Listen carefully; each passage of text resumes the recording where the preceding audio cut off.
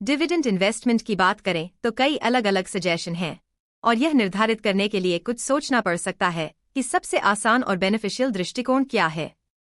एक invest individual dividend stock, dividend ETF या दोनों का कॉम्बिनेशन खरीद सकता है। कई प्रकार के इन्वेस्टमेंट की तरह लगभग हर किसी की बजट और एम के लिए एक स्ट्रैटेजी होती है, लेकिन एक बात जो हम सभी में कॉमन है वह है पैसा कमाना, चाहे वह आरामदायक रिटायरमेंट की तैयारी करना हो या अन्य प्लान को पूरा करने के लिए 30 साल में काम छोड़ना हो। पैसिव इनकम एक ऐसी चीज है जिसका हम सभी आनंद लेते हैं, और डिविडेंड इसे प्राप्त करने का एक शानदार तरीका है। क्या आपके लिए बाजार को मात देने की उम्मीद में इंडिविजुअल स्टॉक खरीदना बेहतर है, या क्या आपका समय किसी और काम में बिताना बेहतर है?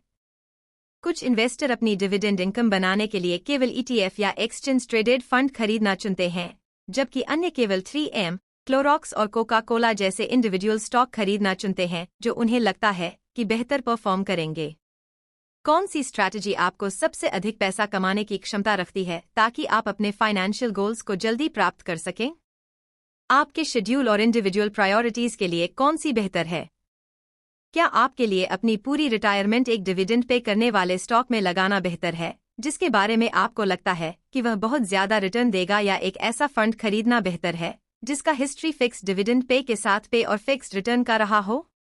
मेरा नाम लव्या है और मैं लोगों को पैसे, पर्सनल फाइनेंस और इन्वेस्टमेंट के बारे में सिखाने के लिए यहाँ हूँ। अगर आप अपने फाइनेंशियल फ्यूचर को बेहतर बनाने में इंटरेस्ट रखते हैं तो चैनल को सब्सक्राइब करना सुनिश्चित करें, और अगर यह वीडियो मददगार है तो लाइक बटन दबाएं। सार्वजनिक रूप से आयोजित कंपनियों के शेयर या ETF।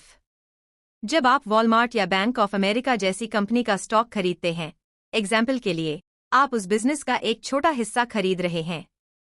एक इंडिविजुअल स्टॉक की कीमत कई फैक्टर्स जैसे कि इनकम रिपोर्ट, लोन और कॉमन अर्थव्यवस्था के आधार पर अलग अलग होगी।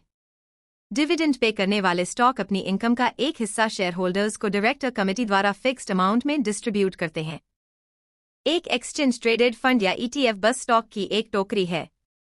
इसलिए एक इंडिविजुअल कंपनी खरीदने के बजाय आप एक बार में एक पूरा ग्रुप खरीद रहे हैं। फंड की कई अलग अलग कैटेगरी हैं। एक ETF किसी स्पेसिफिक इंडस्ट्री या क्षेत्र से संबंधित हो सकता है और केवल उन्हीं प्रॉपर्टी को खरीद सकता है।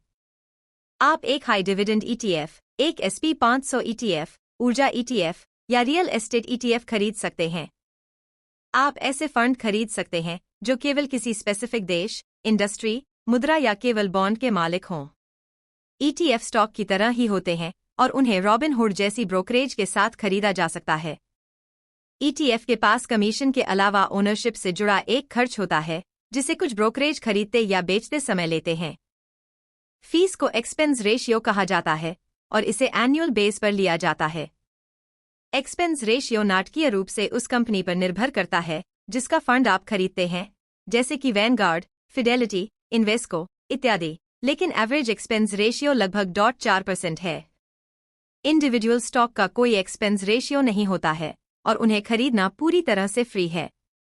केवल इस फैक्ट की तुलना करते हुए कि ETF एक्सपेंस रेशियो लेते हैं और स्टॉक नहीं लेते हैं, यह समय के साथ आपके पोर्टफोलियो में महत्वपूर्ण अंतर ला सकता है।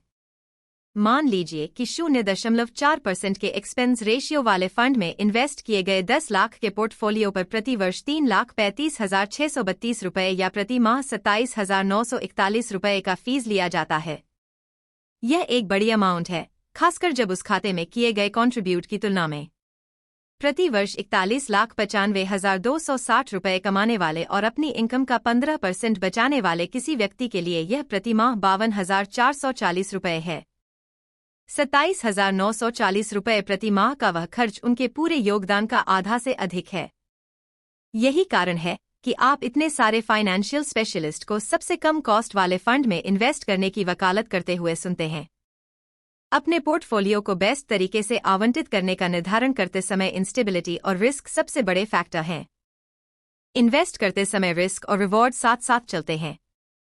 कंपनियों पर रिसर्च करने का समय, लोन, इनकम और कई फाइनेंशियल मैटर्स पर विचार किया जाना चाहिए, साथ ही कंपनी के फ्यूचर के लिए क्या रखा गया है। आप जॉनसन एंड जॉनसन जैसी रेप्यूटेड कंपनी के शेयर खरीद सकते हैं और लगभग 3% का डिविडेंड प्राप्त कर सकते हैं, लेकिन इसके साथ ही बिजनेस से जुड़ी परेशानियां और ऊपर की ओर बढ़ने की संभावनाएं भी आती हैं। एग्जाम्पल के लिए, जॉनसन एंड जॉनसन के पास मुकदमों की एक लंबी लिस्ट है जो इसके स्टॉक वैल्यू की वृद्धि में बाधा डाल रही है, लेकिन अगर उन्हें किसी तरह खारिज कर दिया जाए या वे एक ग्राउंड ब्रेकिंग उत्पाद जारी करें तो रिटर्न अनबिलीवेबल हो सकता है। इंडिविजुअल स्टॉक से जुड़ी अस्थिरता एक वरदान और अभिशाप दोनों हो सकती है।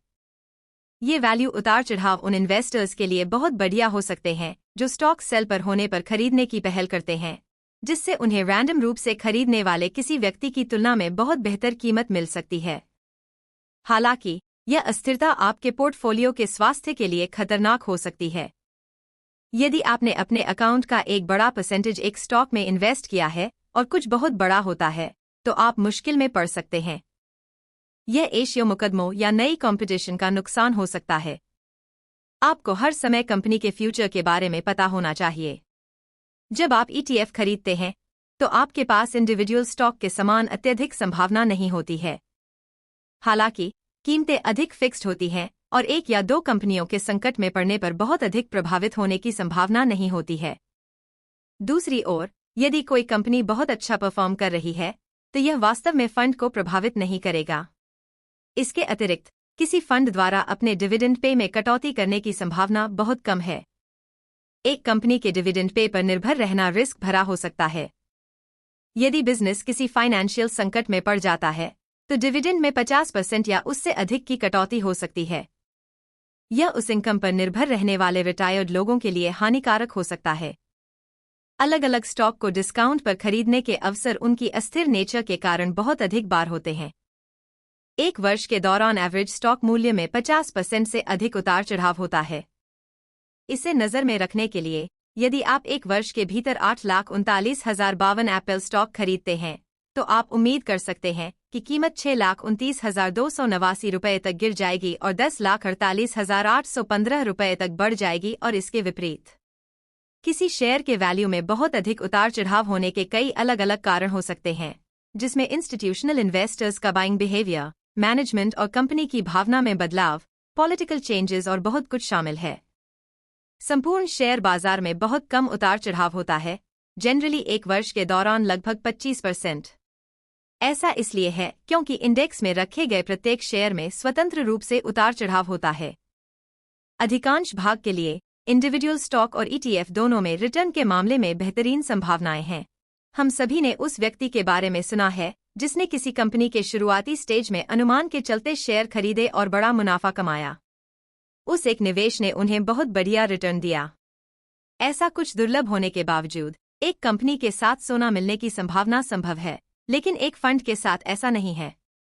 दूसरे शब्दों में, यदि आप 100 या उससे अधिक कंपनियों का फंड खरीदते हैं तो यह संभावना नहीं है कि एवरेज रिटर्न आपको रातों रात अमीर बना देगा।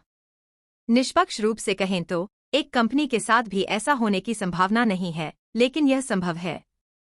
SP 500 या कुल स्टॉक मार्केट फंड खरीदकर आप औसतन हर साल लगभग 10% रिटर्न प्राप्त करने की उम्मीद कर सकते हैं।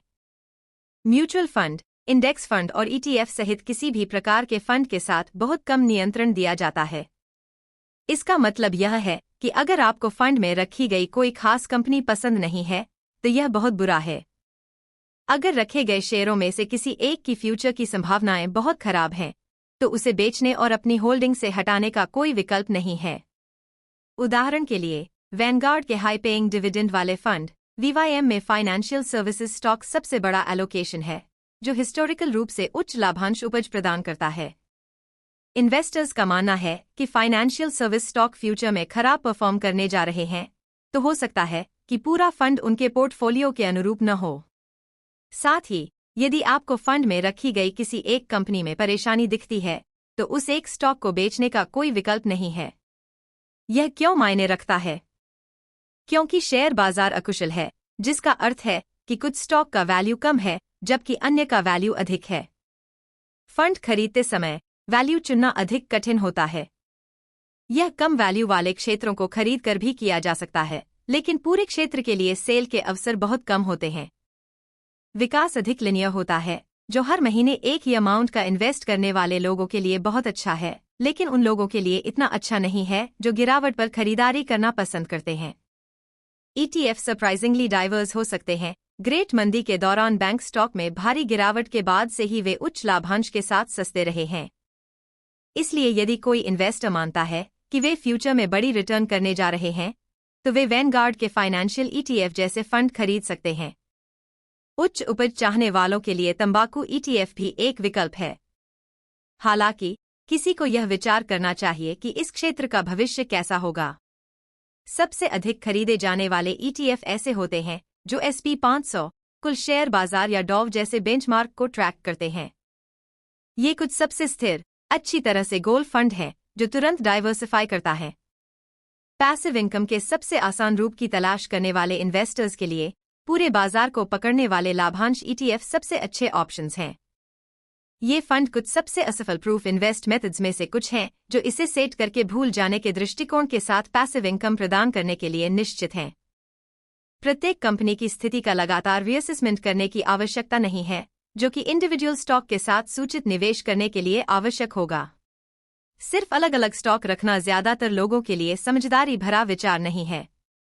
अगर आप ऐसे इन्वेस्टर हैं जो रिसर्च करके इन्वेस्ट करना पसंद करते हैं, तो आपके लिए समझदारी होगी कि आप अपने पोर्टफोलियो का ज्यादातर हिस्सा ब्रॉड मार्केट फंड में रखें और थोड़ा बहुत हिस्सा अलग अलग कंपनियों में इन्वेस्ट करें।